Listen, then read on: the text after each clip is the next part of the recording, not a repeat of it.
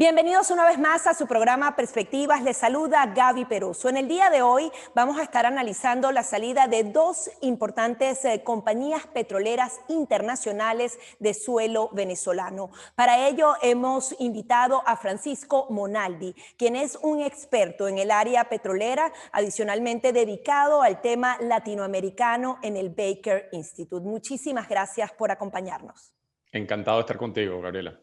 Sí, quería que en principio le diéramos un poco de contexto a lo que ha sido esta noticia reciente, que bueno, ya han transcurrido varios días desde que ocurrió, sobre la salida de una empresa francesa y una de Noruega de la faja petrolífera del Orinoco. Usted señalaba que este podría haber sido uno de los proyectos de inversión privada más importantes de Venezuela, en la historia venezolana, y sin embargo estamos viendo que estas dos importantes compañías, reportando pérdidas, deciden vender sus acciones a PDVSA y negociar con el régimen de Nicolás Maduro. Si nos puede comentar en líneas generales qué fue lo que sucedió para comenzar entonces así a analizar las diferentes aristas de esta noticia.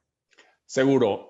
Fíjate, este era el proyecto más grande de los que se realizaron en la apertura petrolera, ¿no? Estamos hablando de un proyecto que procesaba 200.000 barriles diarios de crudo extrapesado de la faja y lo transformaba en crudo liviano, lo que llamaban crudo sintético, un crudo de mucho valor y mucho mercado. Requirió una inversión inicial de 4.2 mil millones de dólares y a lo largo del tiempo de más de 5.000, 6.000 millones de dólares, y volver a hacer ese proyecto costaría entre 10.000 y 15.000 millones de dólares. Tenía además un plan de expansión con el cual se podía subir la producción a 250.000 barriles diarios, que costaría alrededor de 1.000 millones de dólares, y después había que invertir alrededor de 500 millones de dólares al año, ¿no? Entonces esto es una pésima noticia porque, fíjate, con el precio del petróleo que hay hoy en día, este debería ser un proyecto tremendamente rentable. Y sin embargo, por las circunstancias que vive Venezuela, ese proyecto estaba parado buena parte del tiempo, y recientemente estaba además acumulándole, PDVSA le debía un montón de plata a esos dos socios, que son la empresa Total de Francia y la empresa Equinor de Noruega. Y esas empresas aguantaron, pero finalmente tomaron la decisión de literalmente entregarle el proyecto a PDVSA. Ni siquiera se lo están vendiendo, están tirando a pérdidas toda su inversión en ese negocio, y lo único que PDVSA les está firmando es una garantía de que no, digamos, de que no va a haber demandas o cosas posteriores, porque ellos saben que además ese proyecto, tristemente, PDVSA ha hecho muy malos manejos alrededor de ellos, y recientemente los ha obligado al proyecto a servir como parte para la refinación en Venezuela en vez de servir para exportar crudo. Entonces esto es una noticia realmente nefasta para Venezuela, que el proyecto más grande de la historia de la industria petrolera venezolana y uno de los más grandes de América Latina, que además iba a poder ser expandido, sea en este momento de donde se van estas dos empresas. Y como sabemos que Petrosuata, el proyecto que tomó el gobierno 100%, está destruido, me temo que va a pasar lo mismo con este Petrocedeño. Ahora, es curioso que ocurra en este momento tan particular donde justamente el régimen de Nicolás Maduro quiere más inversión extranjera. Esto dibuja justamente cómo está el ambiente de inversión para empresas que vengan de cualquier parte del mundo. ¿Qué va más allá? ¿Qué podemos interpretar de esta salida con pérdidas de estas dos importantes empresas? Sí, mira, yo te diría que hay dos cosas. La primera es que ciertamente ese ambiente de inversión tan negativo, a pesar de que Tarek El Aissami estaba haciendo esfuerzos por ofrecer a las empresas cambios en el marco institucional para volver a lograr que invirtieran, al final nada de eso se había concretado. Agregándole a eso que por el hecho de que existen las sanciones, todo el mecanismo que estaba diseñado para exportar ese crudo que se exportaba fundamentalmente a los Estados Unidos, no estaba pudiendo funcionar.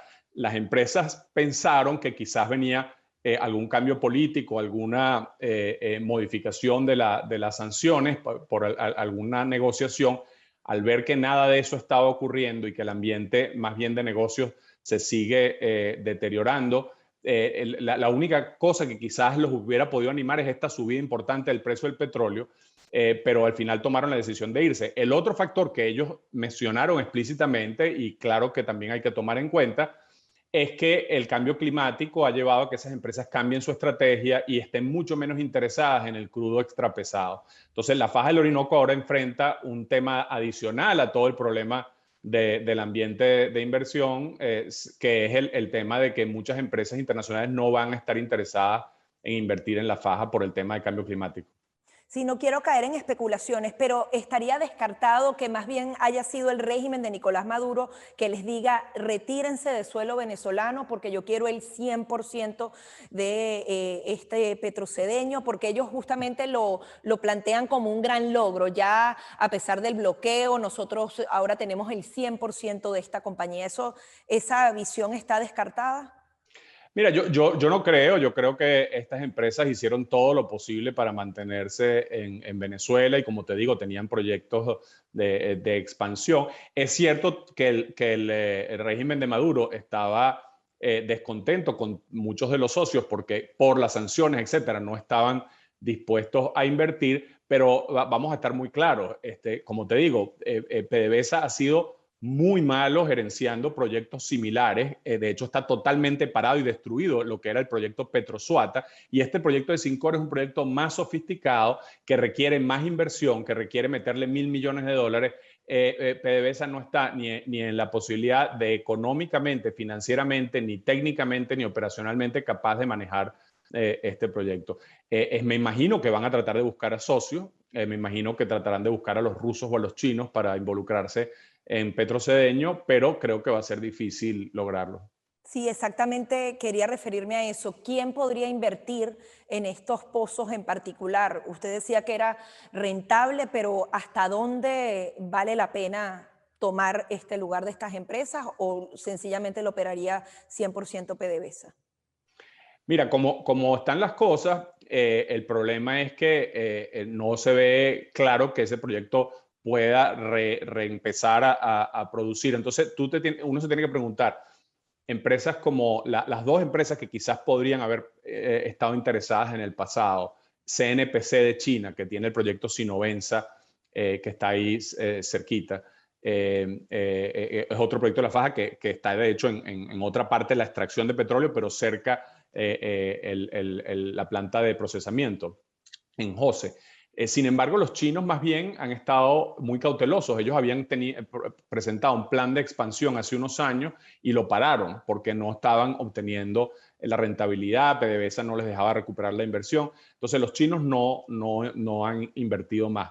Los rusos se retiraron de Venezuela como la empresa Rosneft, que era la que más capacidad tenía, y se lo vendieron a una empresa estatal rusa que no es Rosneft, que no es la empresa que tiene las capacidades. Todavía no sabemos qué va a pasar. Ellos manejan el proyecto Petromonagas, pero ese es un proyecto mucho más sencillo, mucho menos sofisticado que Petrocedeño. Entonces, yo la verdad no veo en este momento, a menos que se den condiciones de cambio en el régimen de sanciones y cambios en la ley de hidrocarburos y el gobierno pueda generar alguna credibilidad, que no veo que la pueda generar, no veo a alguien metiendo $1.000 millones en ese proyecto.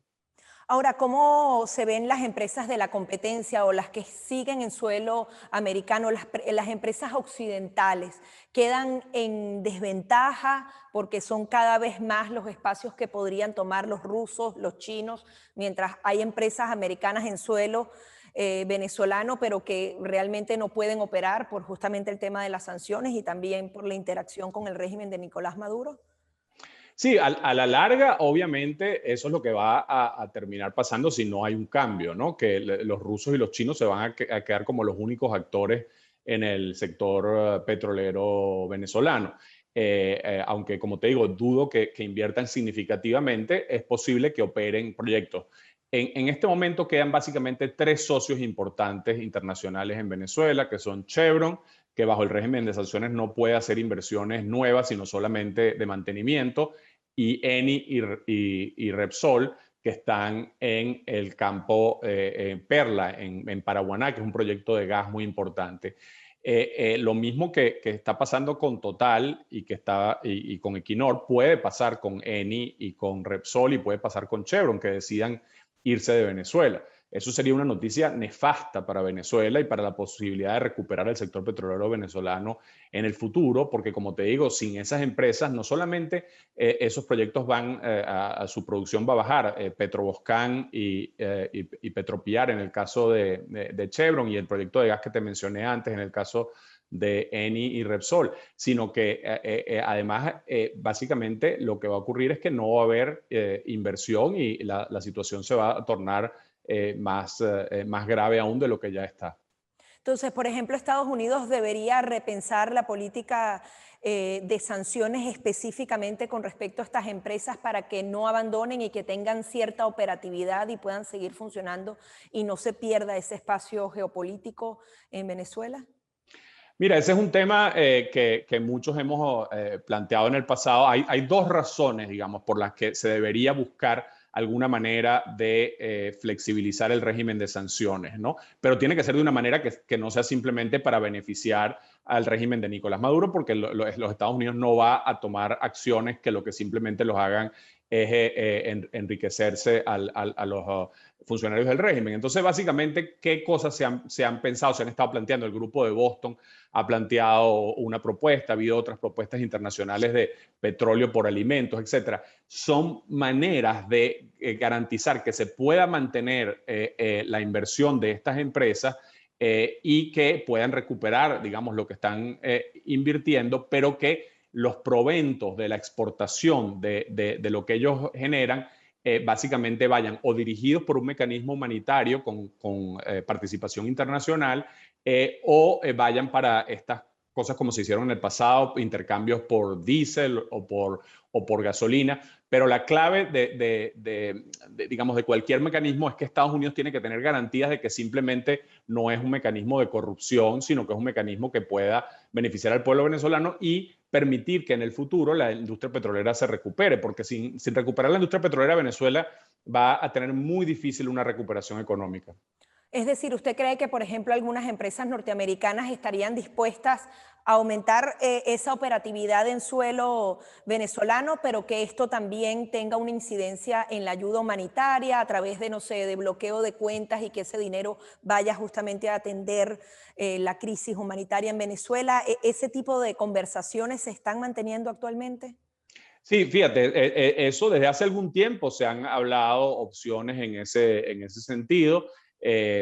Como te digo, el grupo de Boston, que incluye gente del gobierno y la oposición, ha estado presentando propuestas en ese sentido y en los Estados Unidos se han presentado, mi colega Francisco Rodríguez ha presentado una propuesta y hay varias otras ideas sobre la mesa. Lo que está claro es que el gobierno de Estados Unidos no ha estado dispuesto a flexibilizar, digamos, sin algún tipo de garantía de que las cosas no se hagan como se hacían en el pasado. Es decir, que ellos quieren estar seguros de que ese dinero simplemente no, que tenga un destino humanitario, que beneficie a la población venezolana y no sea simplemente un mecanismo, ya sea para ayudar a Cuba, como están los envíos de petróleo y de diésel de Venezuela a Cuba, o para enriquecer a miembros del régimen sin beneficiar a los ciudadanos. Además de las sanciones relacionadas al crudo venezolano, también están algunas sanciones relacionadas al gas. Recientemente se flexibilizó una del gas doméstico con el que cocinan los venezolanos y justamente se habla del diésel y de otro tipo de gas que podría utilizarse en hospitales, para el transporte. Coméntenos cuál es el estado actual, hay conversaciones para flexibilizar eso y si realmente conviene o no tomar este tipo de medidas. Sí, la medida del GLP, que es el propano y butano, el gas que se usa en las bombonas, como tú dices, yo creo que es un anuncio positivo porque si bien eso no estaba sancionado en realidad, el gobierno de los Estados Unidos clarificó que por razones humanitarias ellos no van a obstaculizar la importación de GLP. Sin embargo, no autorizaron que se hiciera intercambios de crudo por GLP. Entonces, es improbable que el gobierno de Nicolás Maduro prefiera importar GLP a generar caja. Ellos están desesperados por generar caja. Entonces, yo me temo que la escasez de GLP en Venezuela continúe a pesar de esta aclaración del gobierno de los Estados Unidos. En términos del diésel, que se suspendió el año pasado estos intercambios de diésel por petróleo, el gobierno de los Estados Unidos pareciera estar reticente en volver a flexibilizar como en el pasado, y en parte eso es lo que ha generado por la bajísima refinación, producción en refinación que estamos teniendo en este momento.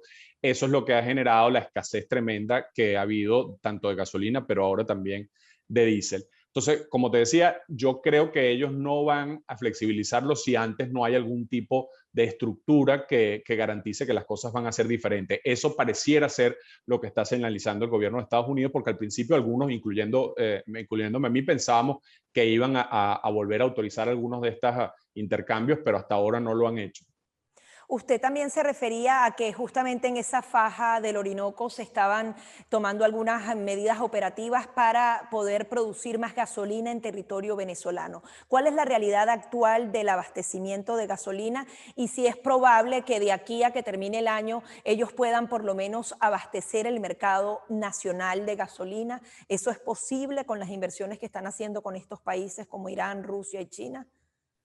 Mira, no creo, han logrado subir algo la capacidad de refinación o la refinación, porque capacidad de refinación en Venezuela tiene muchísima, lo que pasa es que realmente no está operativa, pero digamos la capacidad operativa ha mejorado un poco, pero con grandes subidas y bajadas, pero sí se está produciendo un poco más de gasolina que hace un año, que hace 2 años, y un poco más de diésel, pero mucho menos de lo que necesita para abastecer el mercado nacional, y eso es con toda la reducción que hay en este momento por el COVID de la movilidad en Venezuela. Imagínate si estuvieran en niveles más normales, ¿no? Entonces, yo veo muy difícil que recuperen eso. Ellos, además, ahora tienen el siguiente dilema que tiene que ver con eso que te comentaba de los mejoradores, que es que ellos tienen crudo liviano que puede ser usado para dos cosas, o para producir gasolina y diésel o para mezclar con crudo extrapesado de la faja para exportar. Entonces, estuvieron durante un tiempo forzando a los mejoradores a que sirvieran para el proceso de producción de gasolina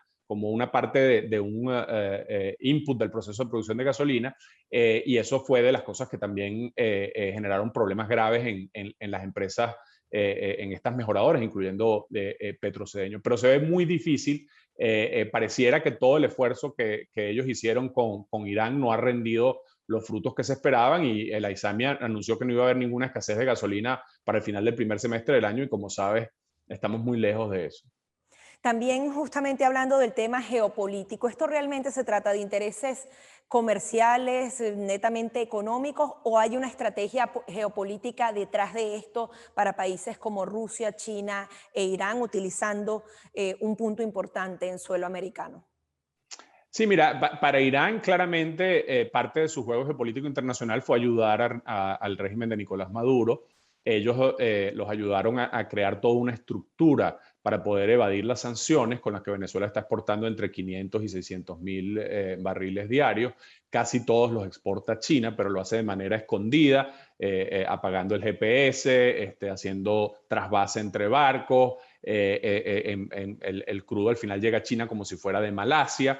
Se crean empresas de maletín en los Emiratos Árabes Unidos, se abren cuentas en Rusia. Toda esa estructura, Irán fue instrumental en ayudarlos a crearlas, igual que por supuesto los rusos en el pasado, aunque los rusos han estado menos activos recientemente. En cuanto a los chinos, ellos son al final el mercado en este momento del crudo venezolano. India dejó de comprar crudo venezolano, y básicamente es China la que compra el crudo, y los chinos no reportan importar prácticamente casi crudo venezolano, sino que casi todo llega por esos caminos verdes.